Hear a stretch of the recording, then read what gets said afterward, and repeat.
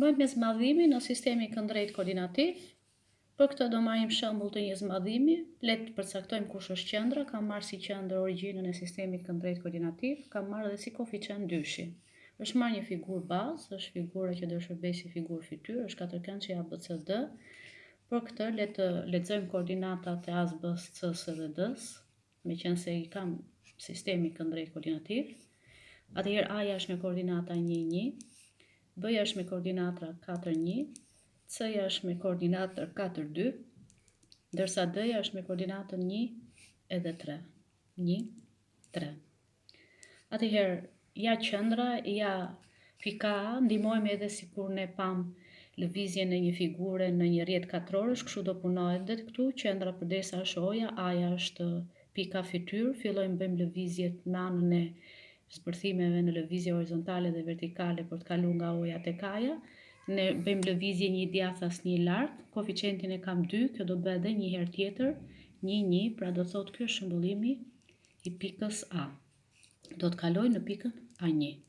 Pika B1, le të shikojmë vendin gjeometrik një herë, nga O-ja për të kaluar tek B-ja, ne bëjmë lëvizje 4 njësi djathtas një lart, do bëhet 2 herë kjo, 4 një lart, kjo është pika B1. Nga pika O në pikën C, kryejmë lëvizjen 4 me 3, 4 me 3 në pikën C1.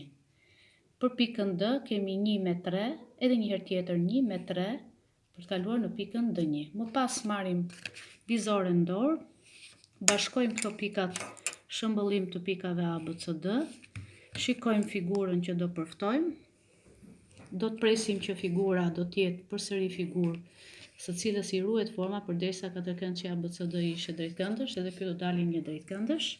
Pra figura e parë kaloj në figurën e dytë. Le të lexojmë përkatësisht A1-shin, B1-shin, C1-shin edhe D1-shin. Leximi i tyre në sistem këndrejt koordinativ është leximi në koordinata. Atëherë le të shikojmë për pikën A1, koordinatat e saj janë 2 edhe 2, pra 2 abscisa, 2 ordinata. Për pikën B1, le të kalojmë në lexim koordinatash, 7, 8 edhe 2, 8 abscisa, 2 ordinata. Për pikën C1, bëjmë shënimin horizontal. Pika C1 do tjetë me koordinata 8 edhe 6, 8, 6, dërsa pika D1 do jetë 2, 6, 2 edhe 6. A ka ndonjë lidhje mes koordinatave të pikave fytyrë dhe shëmbullim, që edhe në qoftë se nuk është e mundur që ne të bëjmë vizatimet, për përzgjedhur situata problemore të veprojmë vetëm me koordinatat e pikave fytyrë dhe koeficientin, vëmë re, shiko si jam vendosur. Një abscisa, një ordinata bëhet 2 abscisa, 2 ordinata në pikën shëmbullim. 4 abscisa, 1 ordinata në pikën fytyrë bëhet 8 me 2. 4 me 2 në pikën C bëhet në pikën C1, le të lexojmë edhe një herë koordinatat e pikës C1, që janë përkatësisht 8 edhe 6, le të lexojmë C-n, e kemi në rregull, është 4 dhe 3. Pra kishim një mosvendosje jo të rregullt të koordinatës së dytë tek C-ja, kalon në koordinata 8 dhe 6. Pika D me koordinata 1, 3 ka kaluar në 2, 6.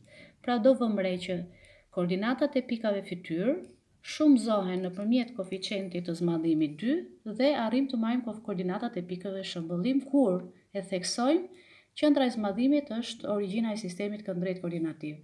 Pra do të thotë kështu, çdo pikë M, në qoftë se kemi me koordinata x, y dhe koeficienti i zmadhimit është k, atëherë ne për marrjen e pikave e pikës shëmbullim dhe koordinatave të pikës shëmbullim, ky koeficient futet brenda shenjës së koordinatave dhe i shumëzon secilën prej tyre, pra do bëhet k herë x herë k herë y.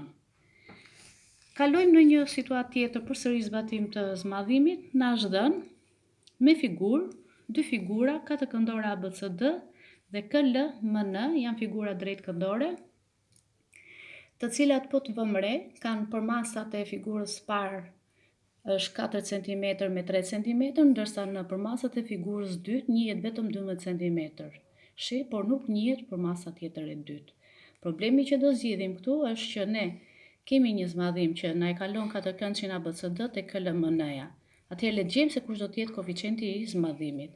Në zmadhim e theksojmë, zmadhimi ruan format, pra ruan masat e këndëve, po zmadhimi nga ana tjetër ruan edhe paralelizmin e figurave, pra ruan paralelizmin mes segmenteve mes segmenteve fytyrë shëmbullim, mes drejzave fytyrë shëmbullim. Kjo do thotë kështu, që në qoftë se segmenti DC, i cili është segment fytyrë, përkatësi i tij është segmenti NM, atëherë koeficienti i zmadhimit ne do presim që do të jetë, siç tham pak më parë, ishte raporti i shëmbullim pjesëtuar me fytyrë. Atëherë, duke ditur që MN-ja, pra është segmenti shëmbullimi i segmentit DC, dhe DC-ja është fytyra, bëjmë raportin gjatësisë së segmentit MN me DC, që është 12 cm pjesëtim për 4 cm është barabartë me 3. Pra gjejmë koeficientin e zmadhimit, i cili është 3. S është shënuar qendra e zmadhimit, po ta vëmë re në paraqitje, ne nuk na është dhënë vetëm fytyra dhe shëmbullimi. Por siç e trajtuam dhe problemin fillimisht fare kur u futëm te zmadhimi, për gjetjen e tij le të shikojmë një herë pikat korresponduese. Pika D ka korresponduesen e saj N, pika C ka korresponduesen e saj M, pika A ka K-n, pika B ka L-n. Atëherë ç'bëjmë? Bëjmë bashkim me pikash, çifte pikash fytyrë shëmbullim, për shembull A-n e bashkoj me K-n dhe C-n e bashkoj me M, për të parë se cili është vendi gjeometrik i qendrës së zmadhimit, të cilën ne më pas do ta shënojmë atë me S. Pika e prerjes së këtyre drejtimeve do na japi qendrën e zmadhimit S dhe koeficienti është i barabartë me 2. Problem tjetër që kërkohet të zgjidhet, ajo thotë sa është gjatësia e LM-s. Përderisa segmenti fytyrë është me gjatësi 3 cm dhe koeficienti ne na doli 3, ne do presim që shëmbullimi LM është barabartë me koeficient herë fytyrë. Pra do të jetë e barabartë me 3 herë 3 cm është barabartë me 9 cm.